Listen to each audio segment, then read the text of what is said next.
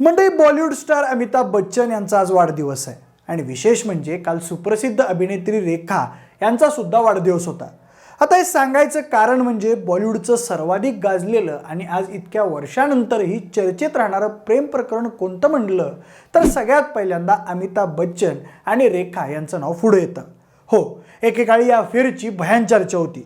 खरं तर अमिताभ आणि रेखा हे दोघेही कधीच आपल्या प्रेम प्रकरणावर खुलेपणाने बोलले नाहीत. पण दुसऱ्या बाजूला मात्र या दोघांच्या प्रेमाचे किस्से मात्र खूपदा चवीनं चघळले गेलेत, किंबहुना आजही ते चघळले जातात. असं म्हणतात की रेखा अमिताभ यांच्या प्रेमात अखंड बुडालेली होती आणि आजही ती त्यांच्यावर जीवापाड प्रेम करते. पण आता यात किती तथ्य आहे? खरंच अमिताभ बच्चन आणि रेखा हे एकमेकांच्या रिलेशनशिपमध्ये होते का? सगळंच जाणून घेऊयात. नमस्कार, मी प्रथमेश आणि तुम्हाला तर माहिती आहे आपला विषयच भारी. म्हणजे रेखा हे नाव जरी ऐकलं तरी एक रूपवान देखणी अभिनेत्री डोळ्यापुढे उभी राहते. तिच्या अदांबद्दल तर न बोललेलंच बरं. 70-80च्या दशकातल्या प्रत्येकाची ती क्रश होती. तिचं खरं नाव होतं भानुरेखा गणेशन. ती मूळची चेन्नईची.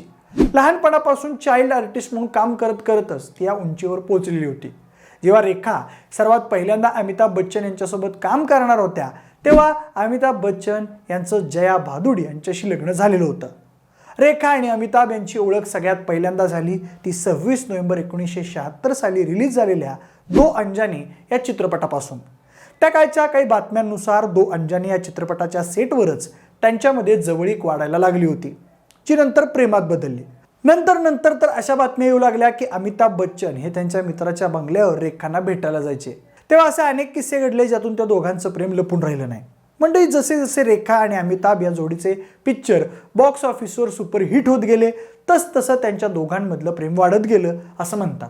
दोघांनी सुहाग, मिस्टर नटवरलाल, गंगा की सौगंध, खून पसीना या अशा बऱ्याच सुपरहिट झालेल्या सिनेमात सोबत काम केलंय.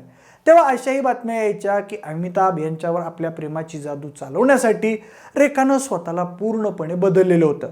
आपला पहिला चित्रपट सावन भादोमध्ये जाडी दिसणारी रेखा अमिताभ यांच्या प्रेम प्रकरणानंतर मात्र खूप बोल्ड आणि मादक दिसायला लागली होती. पण मंडळी, सगळ्यात पहिल्यांदा या प्रेमाची भनक लोकांना कशी लागली तर या मागं सुद्धा एक किस्सा आहे.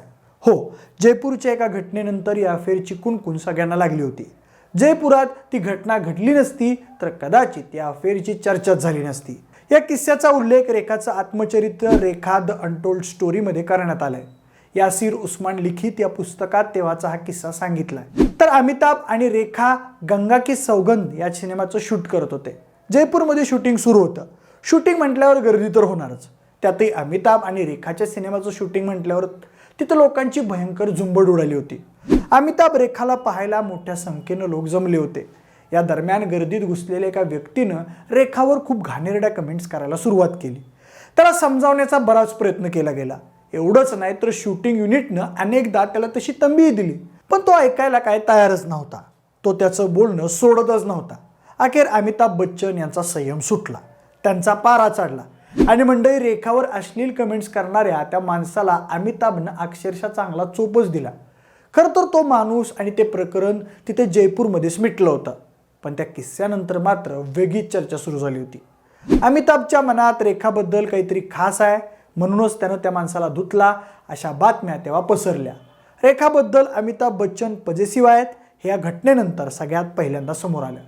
म्हणजे इथूनच त्या दोघांच्या अफेअरच्या चर्चांना उधाण आलं. तेव्हाच्या न्यूजपेपरमध्ये अख्खं पान भरून त्या दोघांच्या लव्ह स्टोरीवर लेख यायचे. पण रेखा आणि अमिताभ यांनी मात्र त्याकडं कधीच लक्ष दिलं नाही. अगदीच अमिताभ यांच्या पत्नी जया यांनी सुद्धा याकडे दुर्लक्ष केलं. पण या दरम्यान अमिताभ बच्चन आणि रेखा यांचं या ना त्या कारणानं भेटणं सुरूच होतं आणि त्यांच्या अफेअरच्या चर्चा थांबायचं नाव घेत नव्हत्या.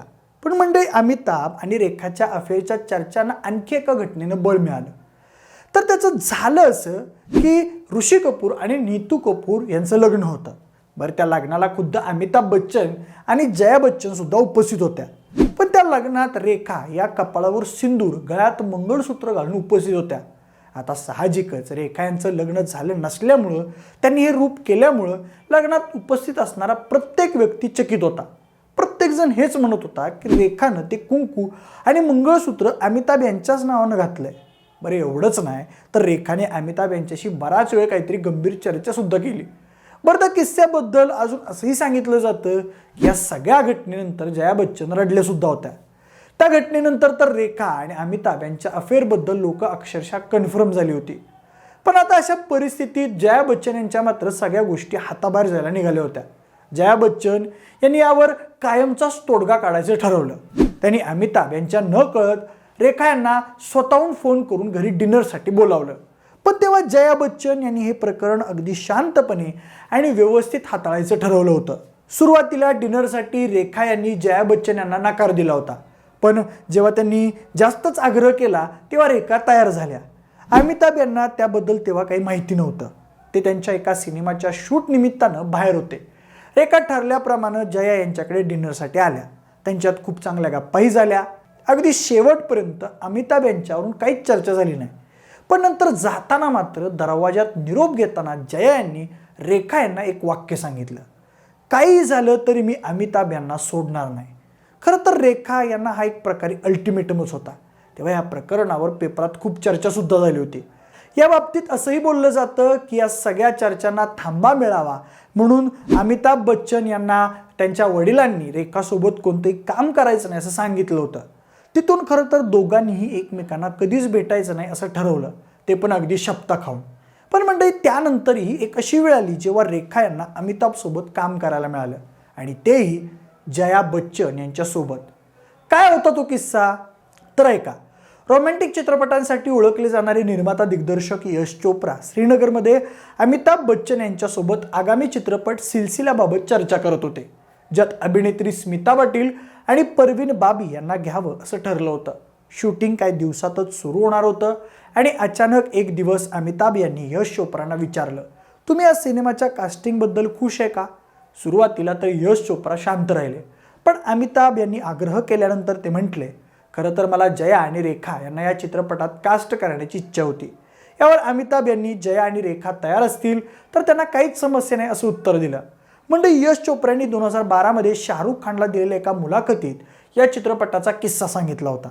यश चोप्रा म्हणाले होते की मी कधीच विचार केला नव्हता की अमिताभ, जया आणि रेखा एका अशा चित्रपटात काम करतील जो खुद्द त्यांच्या खऱ्या आयुष्याची मिळता जुळता आहे.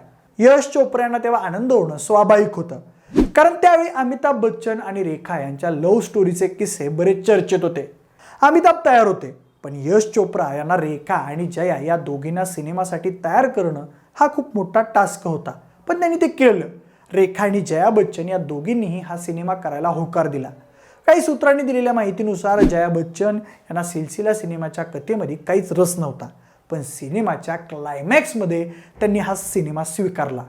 सिनेमाच्या क्लायमॅक्समध्ये आमिर खानना, ज्याचा रोल अमिताभ बच्चन यांनी केला होता, हा बायकोकडे परत येतो आणि चांदनी, जिचा रोल रेखा यांनी केलेला असतो, तिच्याबरोबरचे विवाहबाह्य संबंध तोडून टाकतो असं दाखवण्यात आलंय. या सिनेमावेळी रेखा आणि जया एकमेकींपासून लांब असायच्या. त्या दोघींचं यायचं जायचं टायमिंग सुद्धा वेगळं असायचं. तिघांचा एकत्र सीन असेल तर ते तिघे एकमेकांशी बोलायचे नाहीत. पण तुम्ही जर हा सिनेमा कधी बघितला असेल तर तुम्हाला असं कधीच वाटणार नाही की हा सिनेमा अशा काहीतरी परिस्थितीत शूट करण्यात आलाय.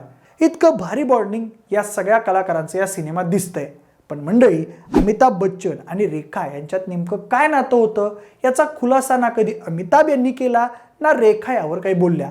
पण टीव्ही होस्ट आणि अभिनेत्री सिमी ग्रेवाल यांनी एका मुलाखतीत रेखा यांना तुम्ही कधी अमिताभ बच्चन यांच्यावर प्रेम केलंय का असा प्रश्न विचारला होता. या प्रश्नावर रेखा लगेच उत्तरल्या, अर्थातच केलं.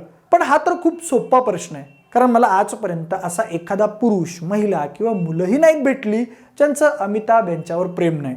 मग हा प्रश्न मलाच का? मी याला नकार देईन असं वाटतं का? याच मुलाखतीत स्पष्टीकरण देताना रेखा पुढे म्हणाल्या होत्या, अमिताभ यांच्यासह माझे कोणतेही व्यक्तिगत संबंध किंवा नातं नव्हतं. आणि हेच सत्य आहे. वाद आणि अफवा यात कोणतंच सत्य नाही.